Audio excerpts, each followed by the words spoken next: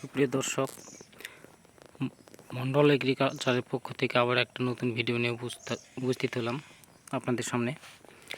তো ভিডিওতে দেখা যাচ্ছে মরিচ গাছ।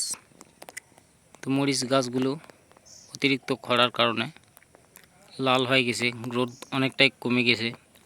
তো এখন যদি সেচ দেওয়া হয় হয়তো বা সাময়িক ভালো হবে, তবে বৃষ্টির জলের সাথে তুলনা নেই। বৃষ্টির জল ছাড়া এই গাছগুলোর গ্রোথ ভালো আসবে না।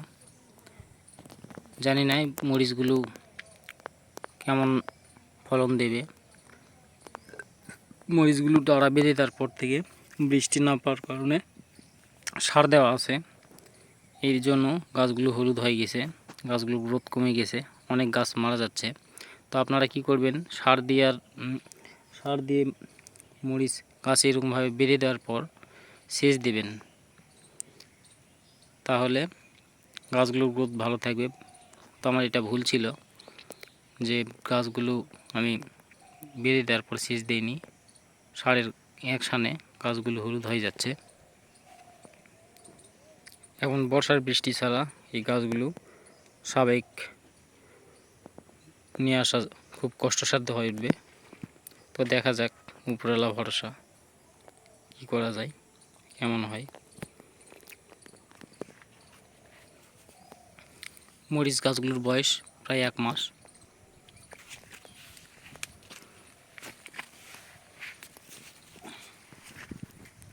দেখতে পাচ্ছেন মরিচ গাছ।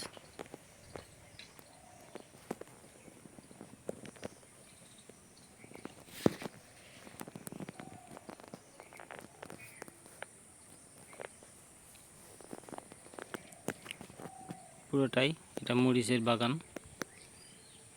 মরিচের ফলন যদি ভালো রাখতে চাই তাহলে শোষক পোকা এবং মাকড়নাশক এই দুটো দমন যদি করতে পারি তাহলে মরিচের সঠিক ফলন পাবো, আশা করা যায়।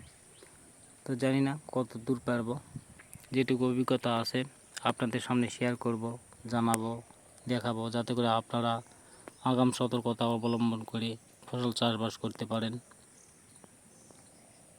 এবং আপনারা সাকসেস হন, এটাই আমি চাই। এবং এই চ্যানেলের উদ্দেশ্য আপনাদেরকে সচেতন করা এবং সচেতনমূলক পোস্ট তৈরি করা। তো সে পর্যন্ত আমাদের পাশে থাকবেন, সকলে সাপোর্ট করবেন, আপনাদের ভালোবাসায় এগিয়ে যেতে চাই। আপনাদের সাপোর্ট ছাড়া কখনোই একটা চ্যানেল উঠতে পারবে না। আপনাদের মাঝে ভিডিও উপস্থাপন করার জন্য, অনুপ্রেরণার জন্য আপনাদের লাইক, একটা কমেন্ট অনেক মূল্যবান আমার কাছে। ভালো থাকবেন, ধন্যবাদ।